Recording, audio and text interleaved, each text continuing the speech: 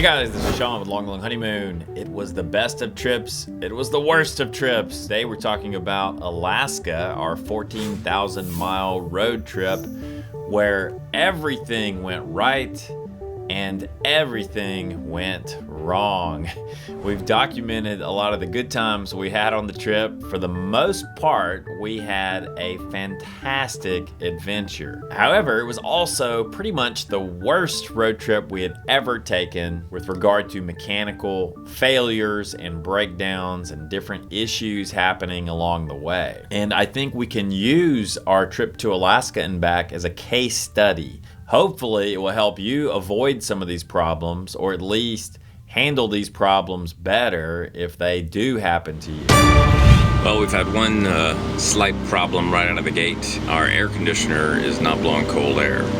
Deep south, middle of July, no air conditioning, that's a problem. Yes, our air conditioner completely crapped out on us about 2 days into our journey.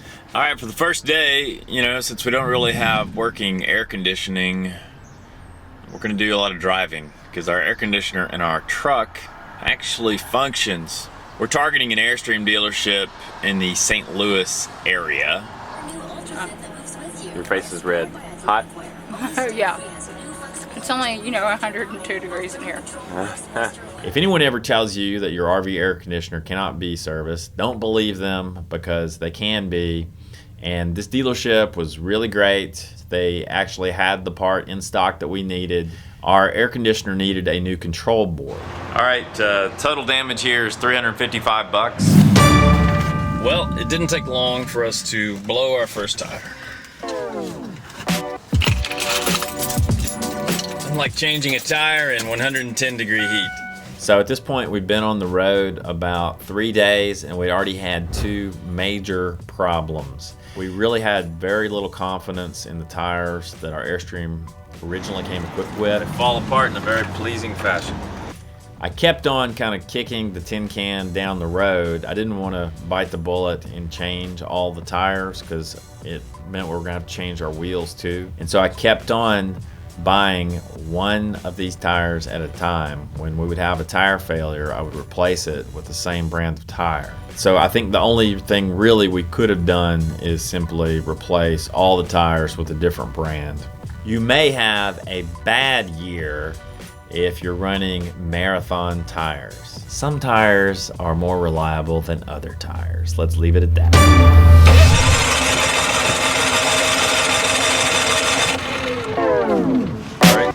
Plan B. So then our trusty Yamaha generator, Franklin, decided not to start. I think the problem here was primarily the fuel. There was some older ethanol in the generator, and so the lesson here is don't leave ethanol sitting in your generator for very long, especially without any kind of fuel stabilizer. Now what I do is put fuel stabilizer in our generator if I think it's going to be sitting still for a while.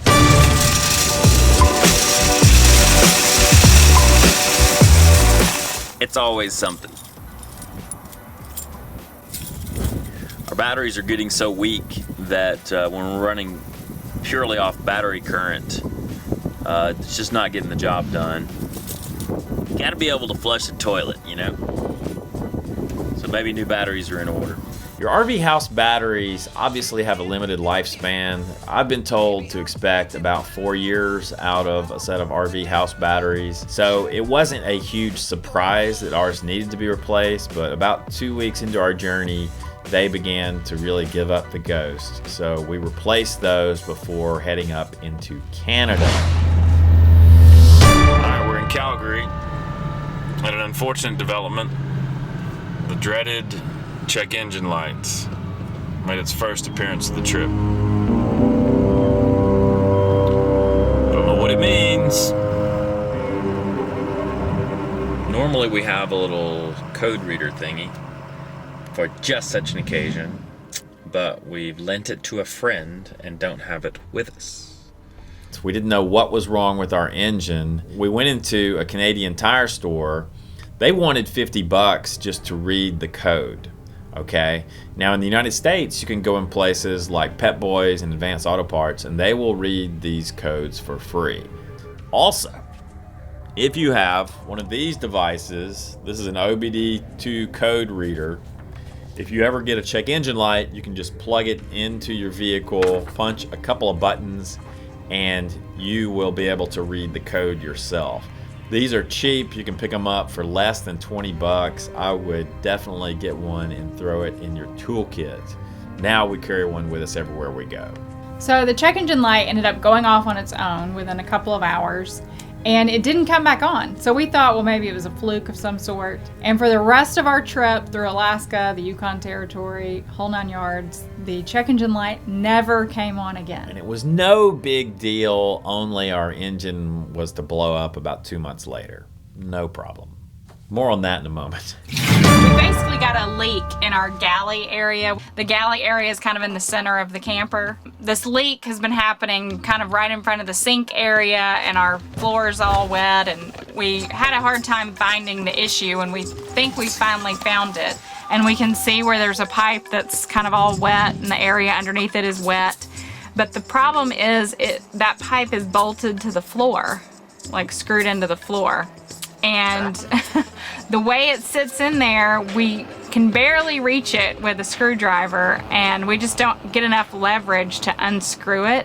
You know, RVs are basically little houses on wheels that get subjected to earthquake level stress every time you go anywhere.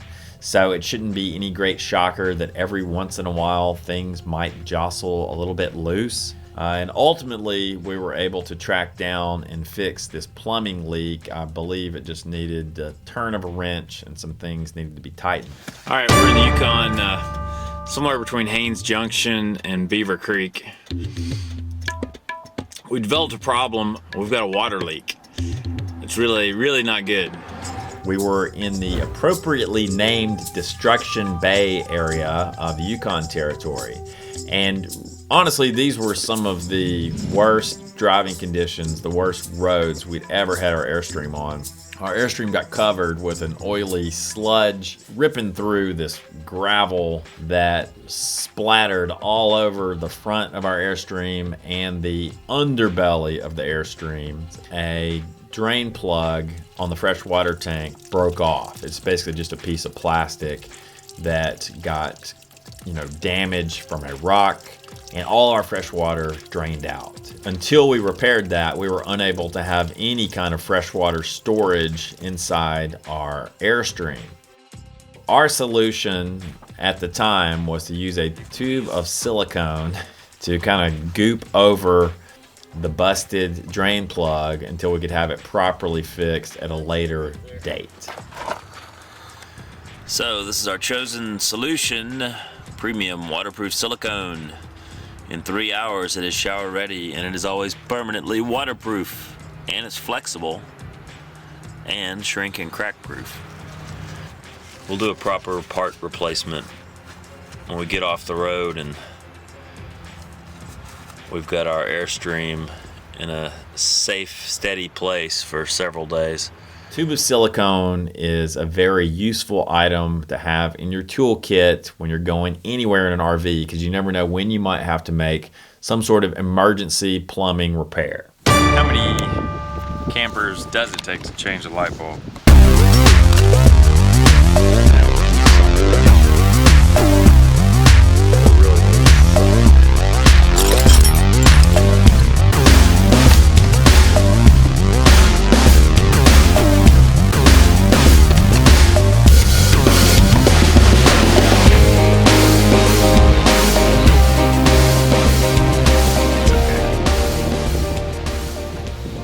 Onward.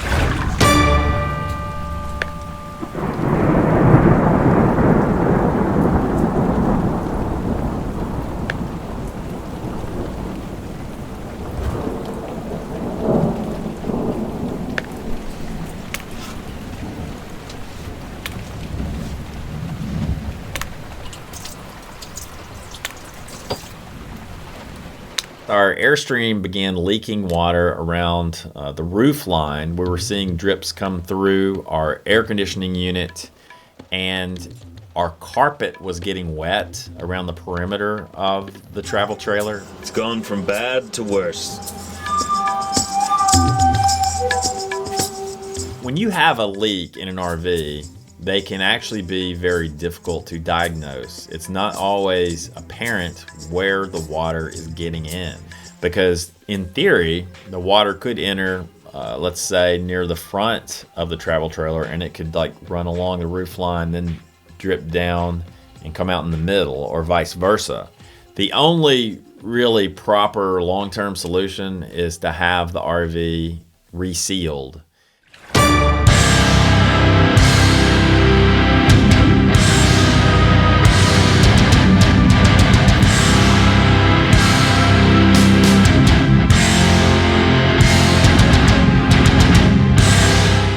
You know, sometimes you're driving down the highway and you have to make a split-second decision. My dilemma was I was in this construction zone area doing about 55 miles an hour. To the left of me was a row of concrete dividers, those concrete walls that are temporary, the construction crew set up to route traffic. And on my right was a long line of these heavy-duty, big-time traffic cones, right? We're not talking about the tiny little dinky plastic things. We're talking about the ones that are about knee-high and are really heavy, okay? One of those traffic cones was dangling out way too close to the flow of traffic, and I was squeezed in there. Well, to make a long story short, we ended up clipping the traffic cone. It hit our step, it did a lot of damage to the step, it did damage to the undercarriage of the Airstream. This is just one of those curveballs. I think on a 14,000 mile road trip, eventually, unfortunately, you're probably going to encounter some sort of random road hazard, and you're going to have to make a split-second decision. Hopefully, you make a better decision than I did, or you are able to pilot your rig better past the road hazard. But sometimes things like this are going to happen. You just have to kind of plan on it, budget for it, and take care of it when it happens. And hopefully it's not too bad. Our original Airstream power jack was about 10 years old, and it finally gave up the ghost. But we didn't mourn its death for very long because we kind of hated our original power jack. So we switched to a much better power jack. However, we had the jack originally installed at an Airstream dealership in Oregon, and the service center at that dealership incorrectly installed the jack so that it scratched the aluminum propane cover of our Airstream. It put about an 18-inch scratch into that propane cover, and those covers are not cheap. They're actually quite expensive. We didn't really discover the damage until we were back on the highway and had already left Oregon. So I was really kind of upset and frustrated about that. The guys at the dealership had installed the power jack so that it came into contact with that propane cover. And later we had it reinstalled at Vinny's, and we reoriented the power jack so that it would not come into contact with the cover. All you had to do was turn the thing like 90 degrees sideways and it was fine. I guess the lesson from this is if you're ever having your power jack repaired and you have an Airstream, watch them like a hawk and make sure that your propane cover is not damaged in the way that ours was damaged. We're at 9,999 miles on our trip meter. We don't know what will happen.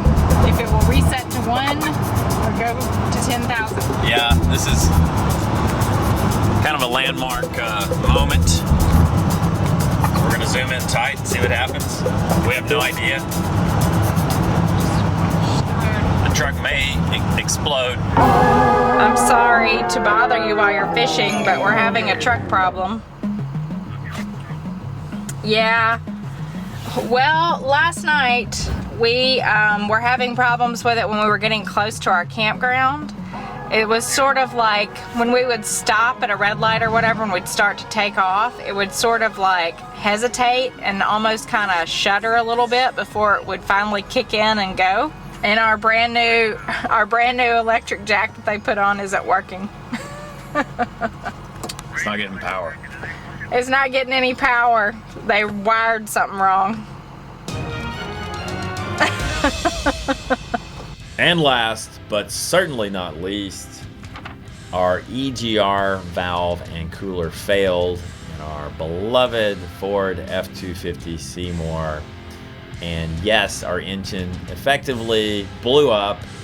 We had to have the whole EGR system replaced, the oil cooler replaced, all that good stuff. And we were without our truck for about 2 weeks.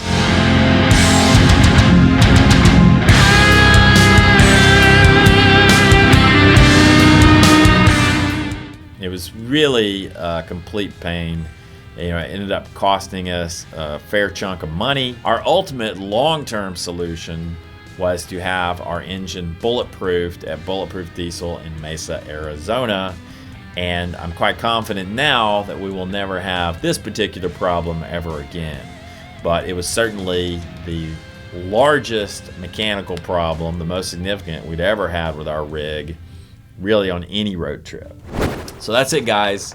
A long list of all the things that went wrong for us when we took our Airstream to Alaska and back. I mean, this is a 14,000 mile, 4-month trip we're talking about. So all these things happened over the course of time. We did have a lot of, I guess, bad things happen on this trip, but I certainly don't think those bad things overshadowed all the great things that we experienced on this trip. I mean, if I had it to do over, I would do it again in a heartbeat. And so I think you just have to remember that anytime you do any kind of travel, whether it's RV travel or just a car road trip or international travel or backpacking or whatever kind of travel you're going to do, if you're out there long enough, something is going to go wrong. It's just the way things are. And I mean, that's true in life. Anything that you have that's worth having is going to have some downsides every now and then. Don't let the few negative things that will happen deter you from all the great things. Take it day by day and don't get overwhelmed if you can help it.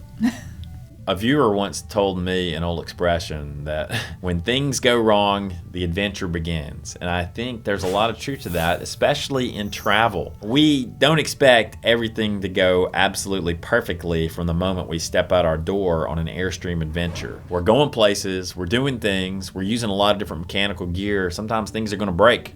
You know, some of these issues that we encountered probably could have been avoided with a little bit of additional prep. Don't get discouraged, have a plan, and hopefully these things won't happen to you, or if they do happen, you'll be able to deal with them without skipping a beat. I'm Sean, this is Long Honeymoon. If you're new here, please subscribe to our YouTube channel because we're constantly cranking out fresh videos just like this one. You guys keep on subscribing and we'll keep making videos. Until next time, as we sometimes say here, lo-lo-ho. If you liked the video, give it a thumbs up. If you disliked it, give it a thumbs down. Feel free to leave a comment. And of course, don't forget to subscribe. Also, don't shake fuel stabilizer when it's open because it might spill on everything. That wasn't good. Well, it wasn't the most exciting day of our travels. No. But we got some important maintenance done. Yeah, it's good to get it out of the way and just know that, the wheel bearings are in good shape. So our wheels should roll smoothly. Yeah. You had a lovely visit to Hooters. Yeah. There was Hooters conveniently located next to the tire dealership. Yeah. And there it is. It's a conspiracy. Free Wi-Fi and delicious food. Well, I don't know if I go that far. If you're new to owning a travel trailer, you may not realize that you periodically have to have your wheel bearings packed.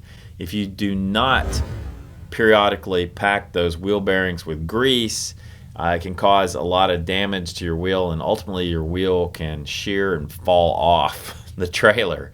And yes, I know that this has happened to a couple of friends of mine. So, that's a regular maintenance task that needs to be done. We had it done in Montana before getting on the Alaska Highway. So that's not something that went wrong. That is maintenance that I wanted to mention. By popular demand, Long Honeymoon is now on Patreon. If you want to be a Loloho VIP, check it out.